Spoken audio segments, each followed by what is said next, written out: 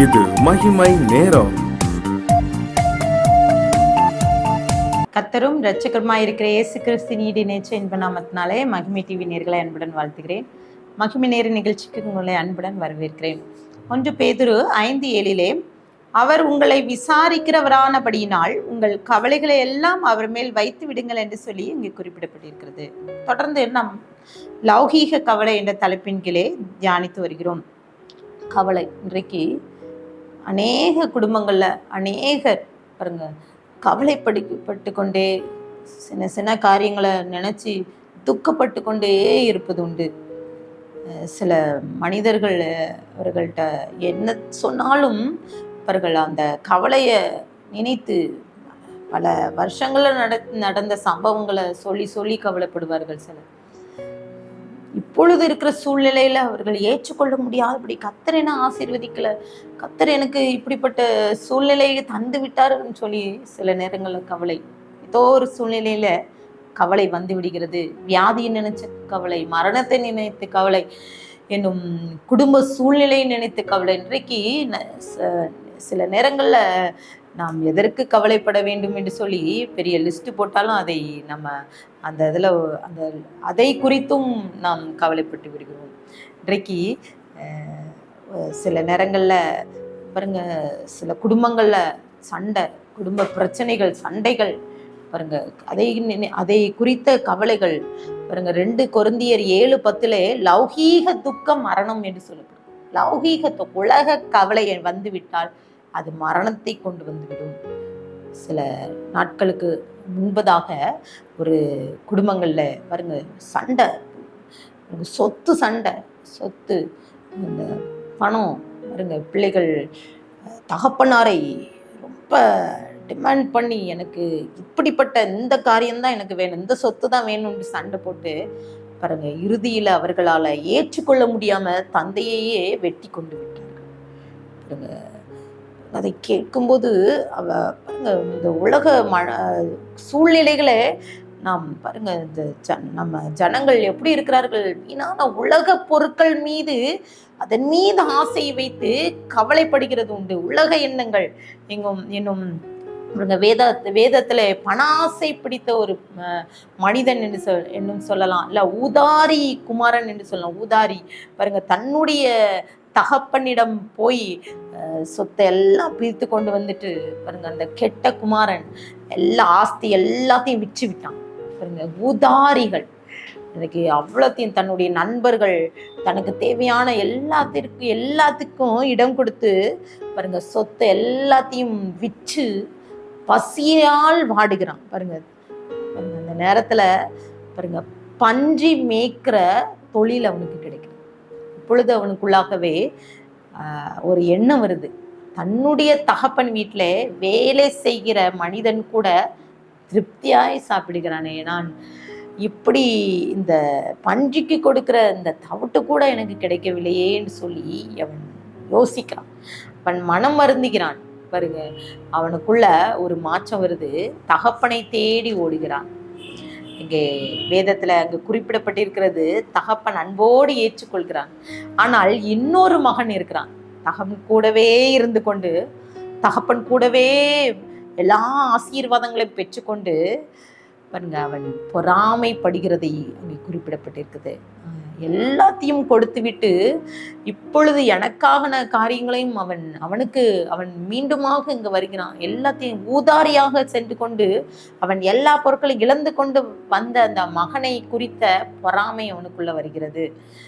வீணான பொறாமைகள் சில நேரங்களில் குடும்ப வாழ்க்கையில, குடும்ப சூழ்நிலையில இதே போலதான் எல்லா குடும்பங்களிலேயும் கூட இப்படிப்பட்ட லௌகீக கவலை வந்துருந்து, சுயநலம் சார்ந்து எதிர்பார்ப்புகளுடன் சில ஆசைகள், சுயநலம், ஆசை, எதிர்பார்ப்புகள். இந்த கெட்ட குமாரன் அவன் எல்லாத்தையும் வாங்கி கொண்டு சென்று விட்டான்.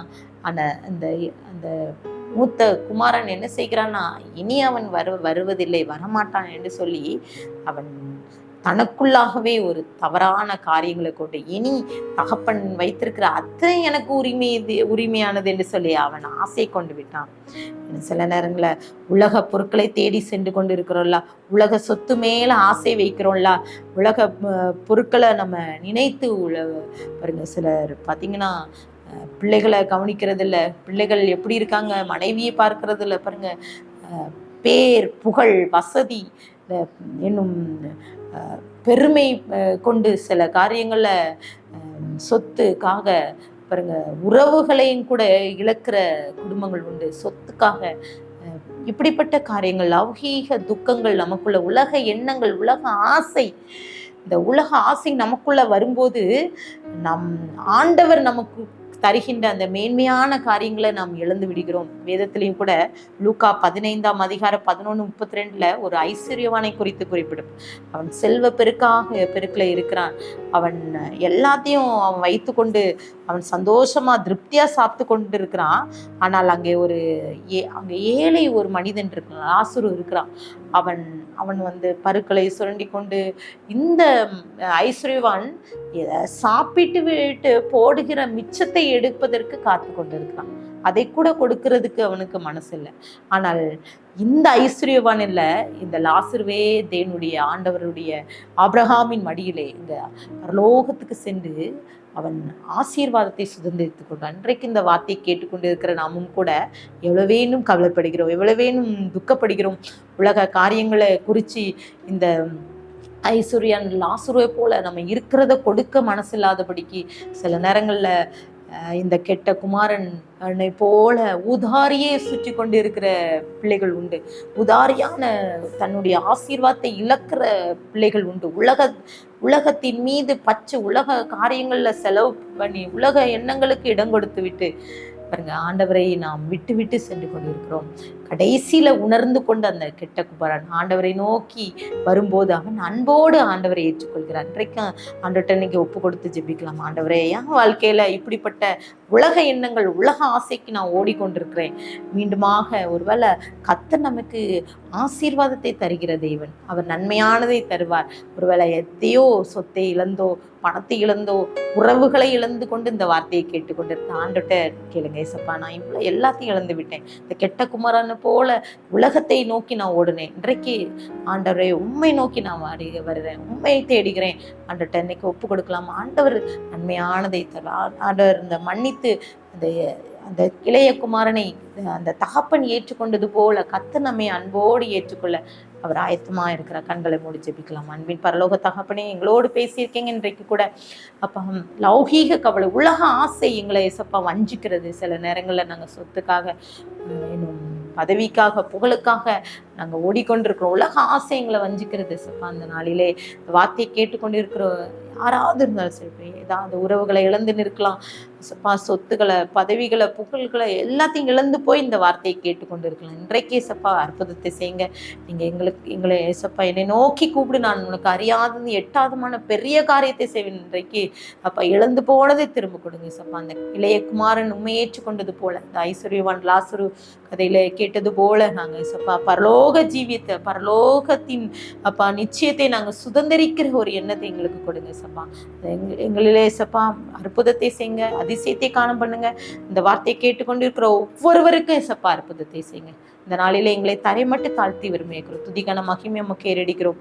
மீட்பர் மூலம் கேட்கிற பிதாவே, ஆமீன்.